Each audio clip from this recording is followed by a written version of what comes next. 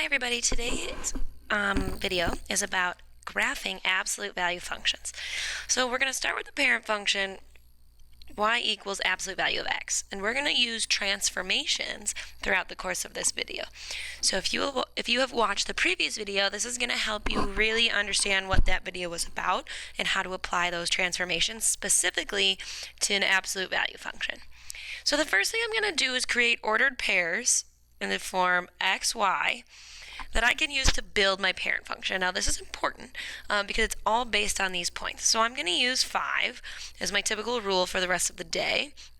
So I'm going to choose x values that help me out. So that's going to be -2, -1, 0, 1, 2, because it gives me just a nice little picture. So in order to find y, right, I need to substitute in for x up here. So the absolute value of -2 is 2. So the y value for -2 is 2. So the same for the absolute value of -1 is +1. So that gives me 0, 1, and +2. So I'm really just making an XY table, and that is honestly one of the most important skills that you can learn when doing algebra is to make an XY table. And I picked these X values because I know that they're going to help me out. If you wanted to choose different ones, you certainly can, but I'm just going to stick to these 5 for today. So then I get my parent function, which is like a v, which hopefully you've seen before. And the rest of the functions that we're going to use today are based off this parent function. So we're going to be doing transformations. So when we specifically look at an absolute value function, I'm going to say a times the absolute value of x minus h plus k. These are the 3 that we're really going to focus on today. A being a vertical expansion or compression. It's an expansion if a is bigger than 1, and a compression if a is less than 1. Then I have that h value, and it's being subtracted here. So that's with x, right? It's basically, when I look at it, I say it's on the inside of the absolute value. So that is a horizontal, because it's by x, shift, either left or right. And then I have k, which is a vertical shift, either left or right. So, or up or down, up or down. Vertical is up or down. So maybe we'll write that down. Left or right, and this would be up or down, depending on what we have. Remember, x is always reverse. So the first example we have, we're going to graph the absolute value equations and describe the transformations. So I'm actually going to describe the transformations first. So if I look at the equation, I have this x plus 1, right? This plus 1 is on the inside of the absolute value equation. So that means that is a horizontal shift, because it's with x being added or subtracted, so that's always a shift. And it says plus 1. So that really means left 1, because remember, anything with x is reverse. Then let's look at this -3, or this -2 here. So those are 2 different things. So I always follow order of operations when listing transformations. So that 2 there on the outside being multiplied is a vertical expansion by a factor of 2, and the negative being multiplied is a reflection. So it's changing y, and I'm just going to draw it down. Remember, if y is changing, it's going up and down. So that going over the x-axis. So that is a reflection over the x-axis. And lastly, I have this -3. Again, addition and subtraction means a shift.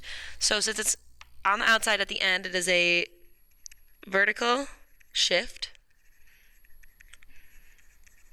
down 3. So it's very important that we can list transformations. And then the second piece is to graph it. So we're going to use this same type of table to graph these. So the first thing is on the left is just the ordered pairs for the parent function. Okay, we already came up with those above. Right, I already gave you 5, so I'm going to use those same ones. I'm going to keep it consistent.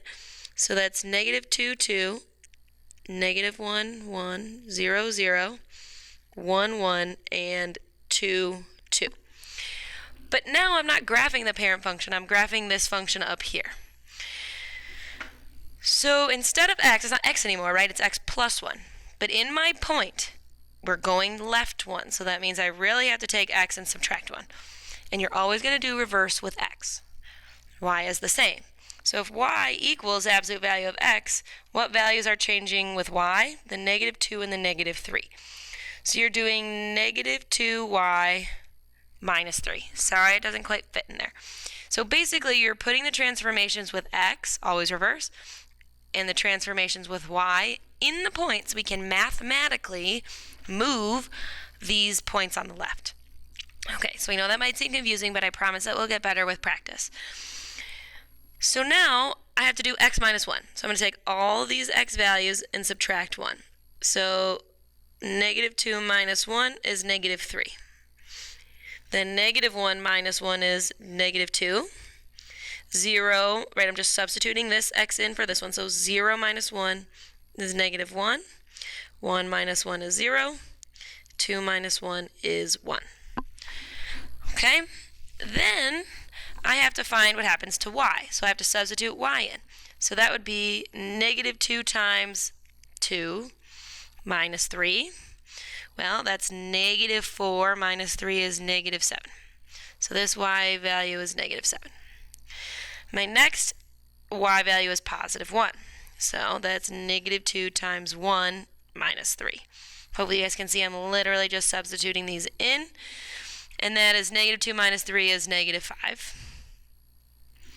Then I've got 0. So negative 2 times 0 minus 3 is negative 3.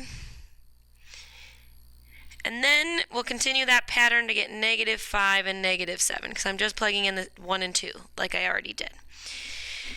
So now I need to graph my new function, which is right here. So I'm just going to plot those points. So negative 3, negative 7. Then I've got negative 2, negative 5. Negative 1, negative 3. 0, negative 5. And 1, negative 7. And I have my absolute value function. Okay, and when we compare it to the original parent function, we should notice that it moved to the left 1, down 3. It went reflected over the x-axis, and there was a vertical expansion. So it should make sense when you're done. Okay, so let's try another one on the next page. So first I'm going to describe the transformations. So first I have an x minus 1. So that inside with x is a horizontal shift. So a horizontal shift. Right 1. Then I've got a negative on the outside, so that's affecting y. So if y is changing from positive to negative, it's going over the x-axis. So a reflection over x-axis. And the last plus 1 is a vertical shift up 1. So like I said before, on the left side we're keeping it consistent. So this is negative 2, 2, negative 1, 1, 0, 0, 1, 1, and 2, 2. So I'm just choosing my x's, plugging them in, and I get the same y's. So now my equation's not the same. It's negative x minus 1 plus 1. And I need to come up with my new ordered pair. So what am I changing with x? Well, I have x minus 1 here, which means I'm going to the right 1. So it really is x plus 1, because I'm moving it to the right, right? It's always reverse with x. Then, what am I doing to y? Well, I have a reflection and a vertical shift, so that negative y plus 1 takes care of the rest, right? All I'm doing is bringing these down and substituting in x and y. So now I need to substitute in. So negative 2 plus 1 is negative 1. Negative 1 plus 1 is 0. 0 plus 1 is 1. 1 plus 1 is 2. And 2 plus 1 is 3. So that takes care of the x values. So then I have the y values. So I have to do negative y. So the first y I have is 2. So negative 2 plus 1 is negative 1. If I substitute in 1 here, I get negative 1 plus 1 is 0. Then I've got to plug in 0. So 0, negative 0, right? Negative 0 is not a thing. Plus 1 is 1. Then I've got 0, negative 1.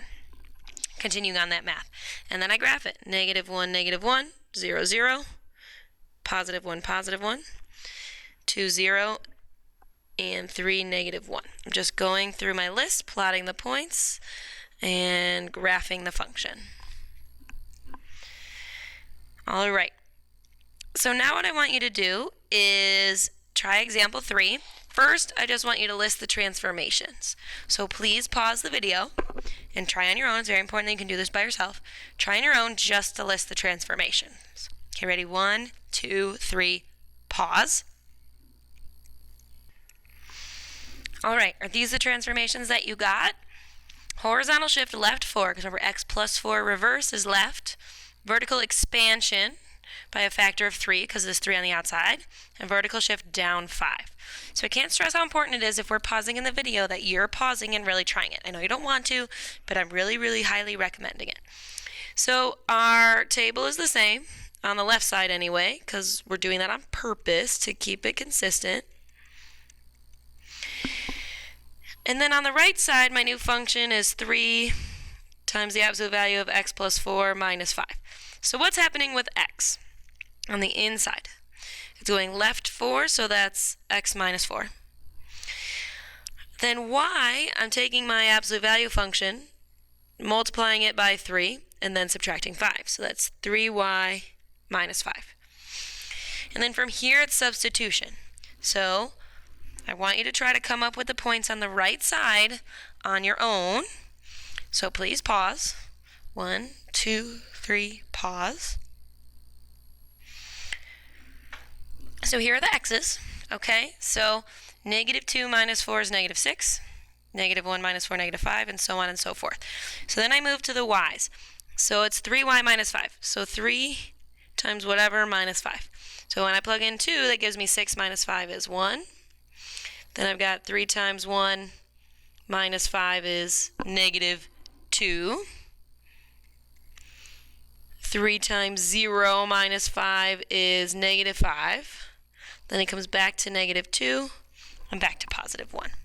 So hopefully you got that, and we can graph them. It's pretty easy. Just take these points right here and put them on your graph. So negative 6, 1. Negative 5, negative 2, negative 4, negative 5, negative 3, negative 2, and negative 2, positive 1. And always double check that your graph makes sense. Did I go to the left 4 and down 5? I did. And then a vertical expansion, it got taller, which it looks like it did. Okay. So we're going to go over example 4 in class. I highly recommend that you try it. It is not a requirement, but try it. If you don't think you know how to do it at all, rewind, rewatch the video to get more information. Write down any questions you have, and we'll talk about it when we get to class the next time we meet. Thanks. Bye.